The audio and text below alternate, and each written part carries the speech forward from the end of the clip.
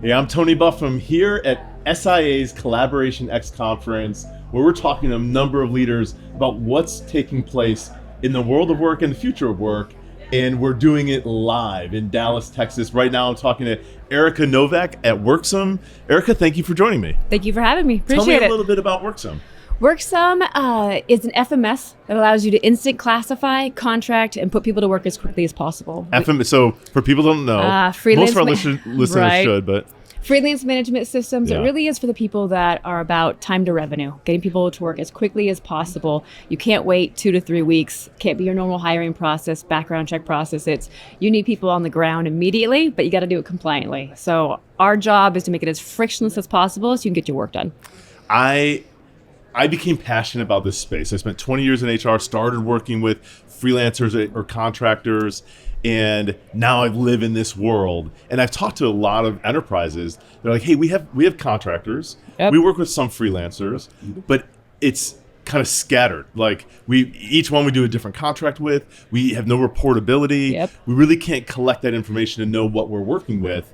And that scares us. So having a freelance management system helps to pull that all in one place, right? That's exactly right. And the reality is your team doesn't care how they're classified. Yeah. I think I've been in the Want contingent. the talent. They want the talent. I've been in the contingent industry just the same as you are. 20 years.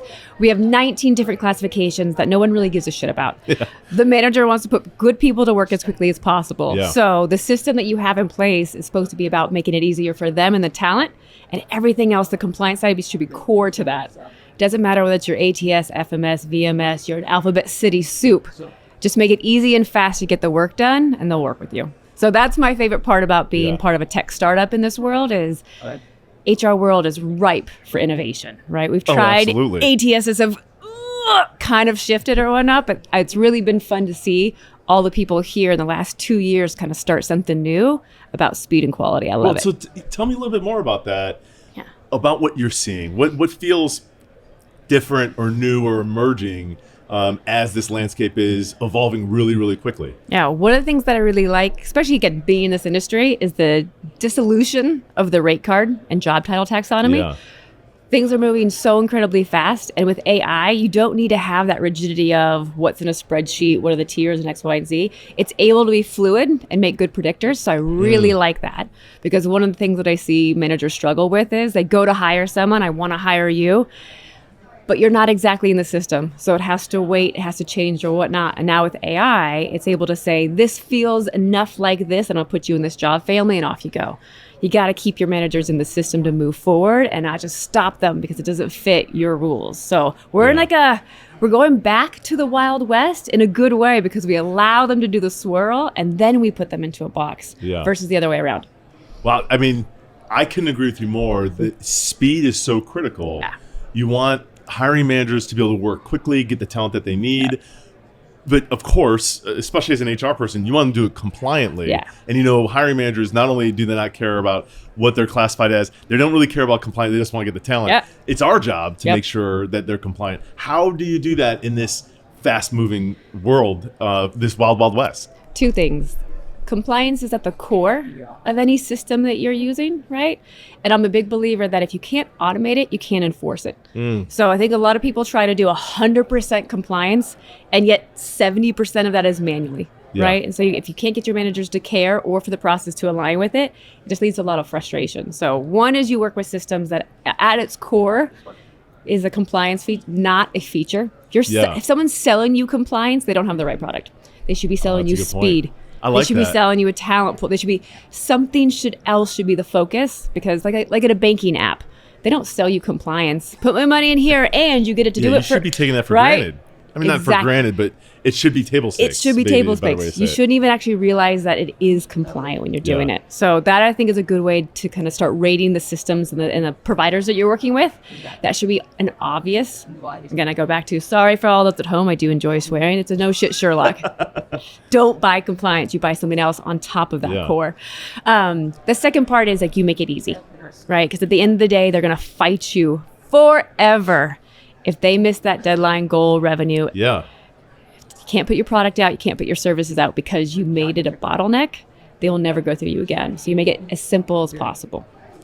You brought me back in time to when I started working with, at the time it was Upwork, and I was at Stanley Black & Decker, and part of the motivation for thinking outside the box of talent that I was currently recruiting was we'd always be doing staffing updates, and I would hear from the functional leaders, hey, yeah, we have to push this off. We missed this revenue target. We're missing this product milestone because we just didn't have the people in the door. Yep. And my boss, the president, would look at me and go, what's going on? Why aren't we getting the people? And listen, there's a million excuses that I thought were good for why that wasn't happening. But at the end of the day, it's speed to talent is what's critical to keep everybody else on path. And whether it's turnover and backfilling somebody, someone leaves unexpectedly, I'd have to be like, hey, look, I can't get somebody right in the door in basically under 3 months. Sorry. Yeah. Like, you just lost 3 months.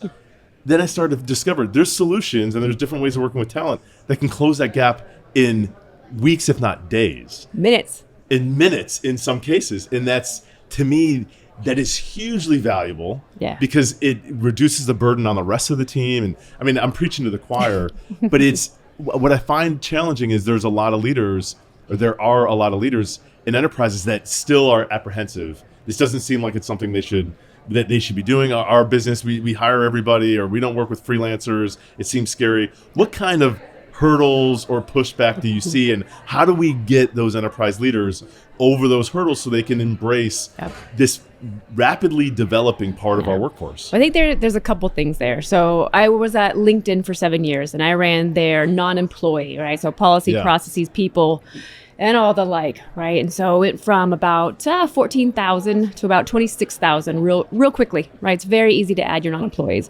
And one of the ways that we made ourselves a differentiator in HR and TA, kind of in the Silicon Valley, but also across the world, was it's about enabling the business with everything else. I think where a lot of HR functions and procurement functions get trapped is it's about our way that then the business can figure out their work. And it's the exact opposite. You're on one team to serve the customer, and to serve, again, it's product about services. So if HR is enabling, or procurement is enabling the business with all the stuff that we know about, it's a culture shift. So that to me is number one. If you lead only with the law, if you're incredibly legalistic as an HR, or if you lead only with cost savings, you will crush innovation and you will slow everything down. Absolutely. And your managers will boycott, right? Because the reality is they're still doing it. They're just doing it around the become even more rogue. They'll circumvent you. And lots of times that's where we get brought in, is organizations find out, hey, we have all this rogue spend. When I say we, Human Cloud, right? We have all this rogue spend. We need to get our arms around it. We really need your help, because we don't necessarily want to shut it down because our managers will riot. But we want to make sure it's compliant, and we don't want to shut it down. So what do we do? And I think a big step in that is an FMS, because their existing systems don't have a way, maybe their HRIS or certainly not their ATS, whatever, don't have a way to help them manage this process. One of the terms I wish I could get rid of in this industry is rogue spend. The thing that I really believe is if you have people and spend going around you, it's you. So exactly right. And FMS is really nice because it is something that, if I think about an ATS or a VMS or even your procure tool, this is a way to go to individual. Most of these systems are broken because it's about being owned by a vendor or owned by a requisition versus by an Erika Novak, right? A one-to-one relationship where you actually get people to work, and that attributes back to the unique ID. FMSs allow that type of shift to work, which is really nice. So Erika Novak can go back on multiple different projects, multiple managers, and you're able to track me versus a requisition or who I was supposedly come through. The second thing I think is really nice about it is that, when I think about what Worksome is supposed to be doing, it's supposed to be easy. Guys, this is about, you have something I wanted to get to work with you, let's get going. There should be some sort of ease of alignment. Worker classification matters in many different countries. US, UK are two of the bigger places that really does start to matter. But again, I go back to managers don't care. They just want to work with me, not what classification I am. So that's got to be done simply and instantly. Should not take weeks. Some of our competitors, it's people. They're manufacturing things to get things done. It takes about 2 to 3 weeks to say, am I in business for myself? Am I not? This should be done with technology. This is the world that we're in right now. And the second part is contracting. Typically, when you find, hey, I want to work with you, then it's, go talk to my procurement team or my legal team on a different tool. No. Consolidate it all into one and get your people to work as quickly as possible with compliance. Again, you fast with compliance. Well, I like that you said in leverage technology. And earlier you said if you can't, if you can't enforce it, you can't. I'm You can't enforce it. Don't police it. Yeah, absolutely. So automation enables that. Yes. Tell me about some of the automation that you're building into Worksome to enable some of this speed and accuracy and quality that we're talking about. No, and it's actually been really fun listening to the keynote. This is something our team has been working on for about 18 months. It was really important to us that we weren't seen as like just jumping on the bandwagon and throwing a feature out, us too. No. Because you do see a lot of that. You see a ton of that, right? Just for the sake of saying, hey, we're playing in that sandbox too. But then you see under the surface, it's really just nothing. Yes, you're seeing a ton of URLs changing from .com, .co to .ai. Yeah. Well done. But for the last 18 months, we've been really thinking about, for our customers, what's really important. So there's some things that are just obvious, right? Creating job descriptions in a very fast and futuristic way, I think, is really important. Again, getting away from the job template, the job card, the rate card that... Honestly, no one was updating those. They were getting done 5-10 years ago and they were staying. They're stagnant. Yeah. So how do you make something come to life again? And I think that's something I think we're really excited about how we're using AI, is that we're letting the technology become to life and morph as people are doing newer things, changing what they want to, and then having different examples come to life. So job descriptions is an easy one, right? Skills tagging is the second one.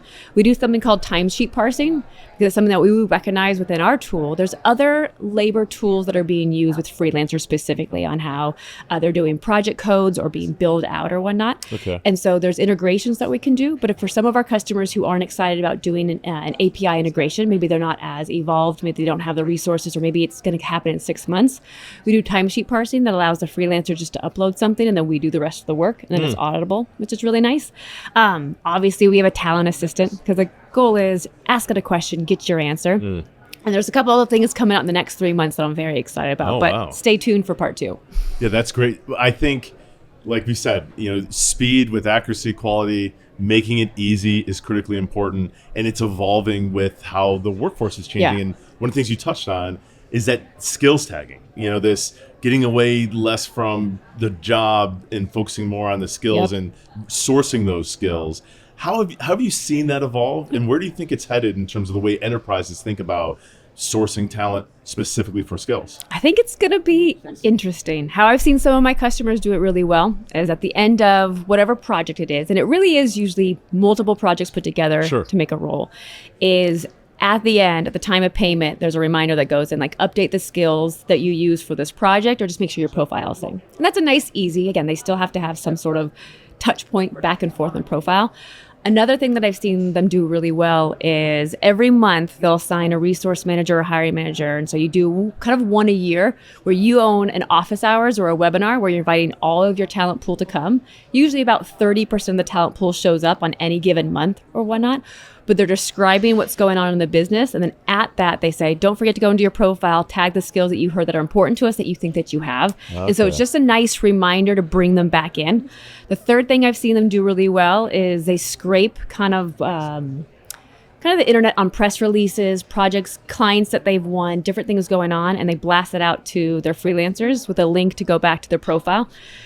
What I've seen mostly with our customers, it's continuing to engage with the freelancers, because guys, the freelancers have so many platforms right now, and there's not an aggregator yet. I think LinkedIn has been, my former employee, who I love, but they've been very thoughtful of how to protect the data moat that they have. And so they don't always share the data back and forth. If they do, it comes at a cost. And so if you're a freelancer trying to work and you're across 10 platforms, how often are you going back in there to refresh? Are they the same things or whatnot? I've seen some with blockchain move it, but that's lower adoption, I think, on all these freelancers. And so the short answer is they engage their talent pool in a couple different ways, knowing you're never going to get 100%. But if you keep bringing them in to your platform to remind them, they start to get engaged. They remember they used to work with Erika Novak, X, Y, and Z. They send a LinkedIn message. And then what we've seen, this has just started with one of my customers, what they've seen is off of these webinar kind of office hours on the monthly, 30% of the people who attend actually get a job within the next 3 months because they figured out who the managers were, they understood what's going on, they updated, and they engaged. It was very easy to put them to work. And make sure they remain relevant. Yeah. So it was a very simple, one time a month, someone has to do this, and they put people to work within days versus weeks. You touched on a fear I see from enterprises, which is not all of them, of course, but many are so apprehensive to engage with their contractors or their independent Yeah. workers. So they're like, hey, I don't want to run into a co-employment risk. So rather than treat them like people, they treat them like second-class citizens, Yeah. and they keep them at arm's length. What do you recommend for organizations to create more of that team environment and maintain a culture that fits their employer brand? Yeah, I think it's interesting. The idea of communities and influencers has really changed how we do business. Some in negative ways, right? Yeah. Doom scrolling forever and, oh my Right. gosh, this person wore this. That's the bullshit stuff. But the idea of building a community and getting to know people, I think, Yeah. has started to proliferate across some, even the most conservative enterprises. Because, the ghost of co-employment has been with us for over 30 to 40 it's always years or looking over our whatnot. shoulder. And Yeah. But if you treat them like a consumer, I think you have a better way of engaging with them, what doesn't feel so scary. Like, it goes back to, is Erika Novak, or am I a freelancer, am I an employee, am I part of my computer, am I a buyer? You treat them like a consumer of what you're trying to build and your culture or whatnot, becomes very different than an employment thing.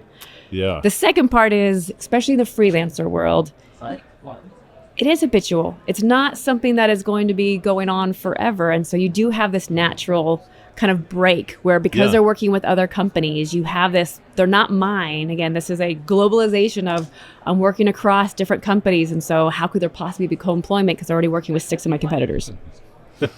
That's true.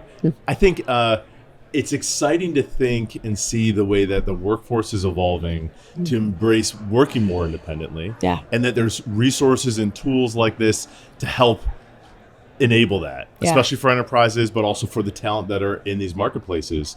Tell me, what do you see that's coming down the line that gets you excited about how this will continue to evolve? What's happening in the flexible workforce world? It's going to be a nerdy answer. I apologize ahead of time.